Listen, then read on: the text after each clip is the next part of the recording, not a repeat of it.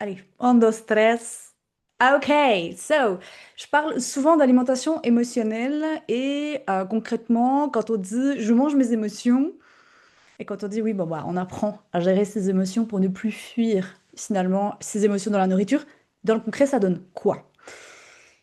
Je vais t'expliquer aujourd'hui en quoi ça consiste la gestion émotionnelle quand il s'agit surtout de si tu te surprends à fuir tes émotions dans la nourriture. Principalement, ça va être le stress, ça va être les émotions que tu vas dire d'inconfortable, l'ennui, la tristesse, la colère. Mais je dirais, number one, c'est le stress et c'est cet exemple-là que j'aimerais te donner aujourd'hui. Et pour ça, je vais prendre un cas concret d'une de mes clientes. Je vais changer son nom pour garder son anonymat. Donc, dans l'explication que je vais te donner aujourd'hui, on va l'appeler Julie. Ok? Donc, Julie, elle a 42 ans. Et elle a un métier qui est prenant. Elle est... Je vais pas donner plus d'informations. On va laisser Julie, femme, maman de un enfant, 42 ans. Et en fait, un jour, elle vient vers moi et elle me dit, j'ai des compulsions. Regarde cette vidéo jusqu'au bout, même si aujourd'hui tu n'as pas de compulsion ou que tu te dis ne pas avoir de compulsion. Elle me dit, j'ai des schémas compulsifs. Donc, il y a quelqu'un qui a déjà finalement observé ça, donc peut-être que c'est ton cas aujourd'hui. On observe, donc c'est-à-dire que à un moment donné, quand elle vient chez moi, je lui dis, OK, maintenant on va passer en mode Dora l'exploratrice. Dora l'exploratrice, c'est quoi? C'est simplement, on va observer ce qui se passe dans ton quotidien. Il y a un exercice que je donne en parallèle de celui là pour l'alimentation émotionnelle. Ça s'appelle le fameux Observe-toi. Et en fait, c'est un journal de bord, en fait, où tu vas écrire dedans, non pas ce que tu manges, mais les comportements qu'il y a. Si tu as fait des régimes, tu sais que ces journaux-là, c'est plus de la surveillance, noter tes calories, noter ce que tu as mangé. Et ici, dans l'alimentation intuitive, finalement, la méthode que j'enseigne et que je transmets à mes clientes, c'est pas du tout dans cette optique-là que j'ai envie d'aller et de t'amener. C'est vraiment dans l'observation de tes schémas, des schémas répétitifs, des schémas qui aujourd'hui tu vois qui ne sont pas, ils sont pas positifs pour toi. Ça, on va le traduire comme ça. Et donc Julie, elle vient vers moi et elle me dit voilà, j'ai un problème. Qu'elle me dit, les bonbons au travail, ils m'agacent et j'arrive pas à m'empêcher d'en manger. J'arrive pas à me retenir, c'est une horreur. J'ai déjà essayé plein de trucs, ça fonctionne pas. On allait observer finalement de plus près qu'est-ce qui se passait concrètement à ce moment-là. Donc en fait, à chaque fois qu'elle avait envie de ces bonbons, c'était des bonbons acidulés, elle me les a bien décrits en plus, ils étaient placés dans un jar au travail, visible de tous. Et en fait, on est allé observer qu'est-ce qui se passe à ce moment-là, c'est quoi en fait qui motive son envie d'aller manger des bonbons. Donc, la première chose à faire, je sais pas si tu l'as vu finalement pour Julie, c'est elle va observer le schéma, donc elle voit ce qui se passe. Donc toi, c'est la même chose. À partir d'aujourd'hui, je t'invite sur une semaine à observer dans ta semaine un moment spécifique où tu vas avoir cette tendance à manger tes émotions. Quel est l'aliment que tu vas... Sur quel aliment est-ce que tu vas sauter dessus? C'est lequel ton aliment doudou, ton aliment réconfortant, c'est lequel? Chez elle, c'était à ce moment-là, c'était le bonbon acidulé. Et donc, on part de ce principe-là, et moi, je ne vais pas te dire de t'interdire en fait de manger des bonbons. Pourquoi? Parce que ça crée l'effet inverse. Et ça, c'est dans une prochaine vidéo que je t'expliquerai que l'interdit crée l'excitation. Et en fait, ce qui est vicieux là derrière, c'est que ça va augmenter la charge émotionnelle de l'aliment.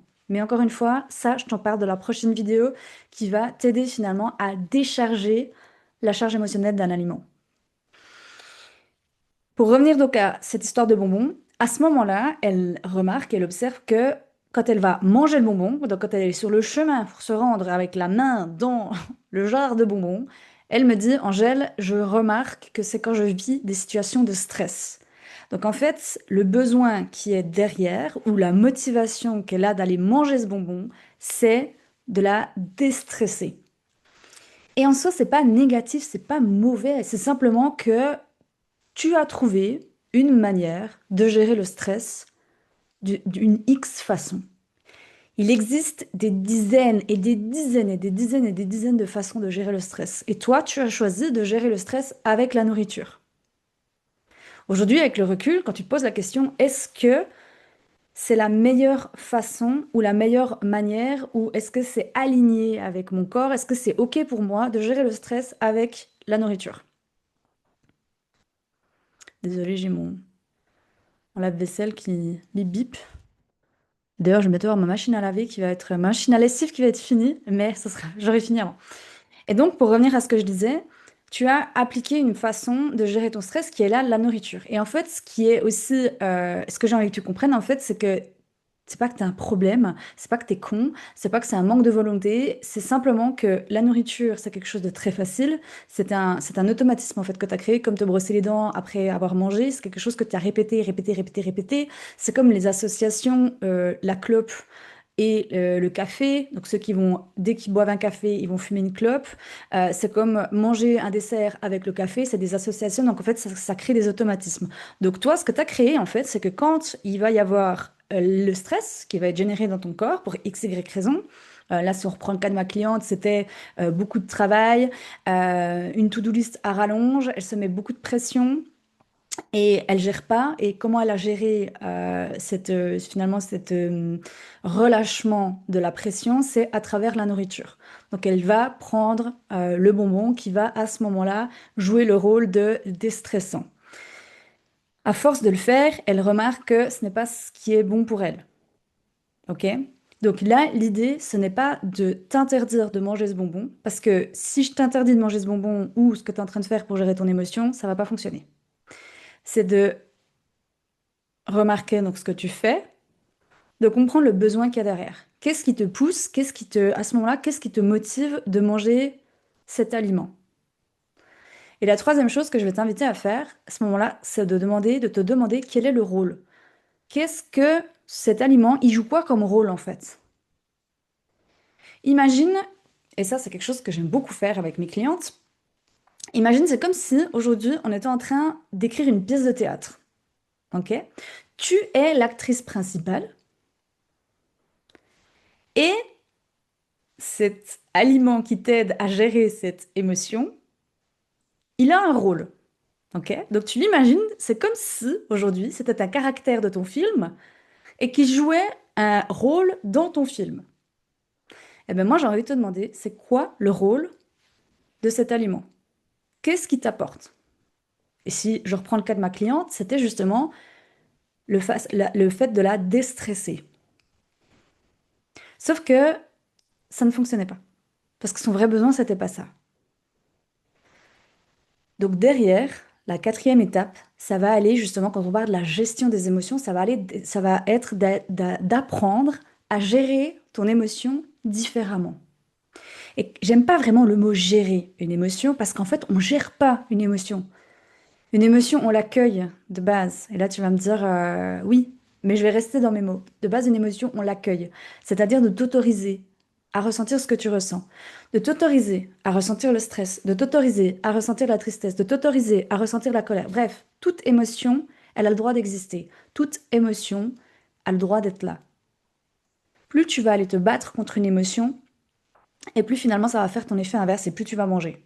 Ou aller dans le sport, là, dans l'extrême, le scrolling sur les réseaux sociaux, tu vas finalement avoir des systèmes, comme on appelle, de fight ou de flight de ton système nerveux. C'est encore différent, c'est encore autre chose, ça, pardon. Euh, mais donc, pour revenir au cas ici avec la gestion de l'émotion à travers la nourriture, ça va être d'apprendre à gérer le stress, en l'occurrence, différemment.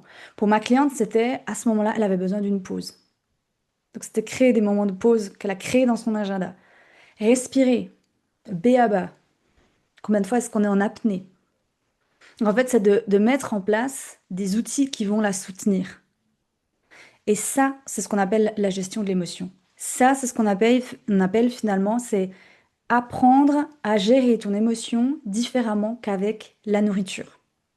Donc, si je répète ce que je te dis dans cette vidéo, concrètement, comment est-ce qu'on apprend à gérer une émotion autrement qu'avec la nourriture? La première chose, c'est comme pour ma cliente, comme pour Julie, c'est d'observer le schéma.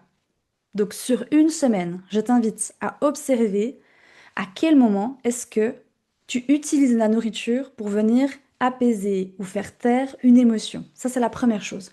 Remarque et observe le schéma. Comme je le dis souvent, il n'y a pas de transformation possible sans l'observation. Ensuite, une phase que je te mets en bonus ici, c'est l'acceptation.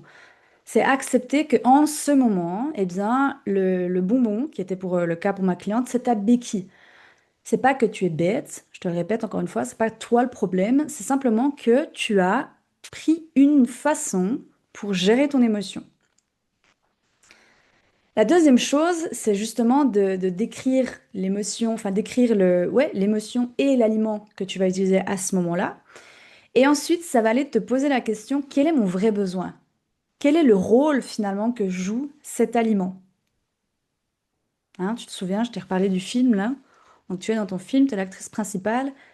Quel rôle est-ce que cet aliment il joue dans ton film? Ici, pour le coup, c'était de prendre du temps pour elle, de marquer des pauses dans son planning, de respirer. Et enfin, la dernière étape, eh bien, ça va aller de trouver d'autres façons qui vont t'aider et te soutenir sur le long terme pour gérer cette émotion. J'espère que ça a été clair. J'essaie de donner un maximum d'informations, un maximum de valeur par rapport à la gestion des émotions sur un cas concret. N'hésite pas à me dire et à rebondir si tu as des questions. Si tu te retrouves aussi dans le cas de Julie, ça t'arrive d'avoir ce côté de actuellement je sais uniquement gérer le stress avec la nourriture. Et si toi aussi, eh bien, tu souhaites trouver d'autres façons qui te soutiennent aujourd'hui pour apprendre à gérer tes émotions autres qu'avec la nourriture, eh bien, viens en parler directement par email ou sur nos réseaux sociaux et je me ferai une joie aujourd'hui eh bien, de pouvoir t'accompagner sur ton chemin. Et on se dit à tout bientôt.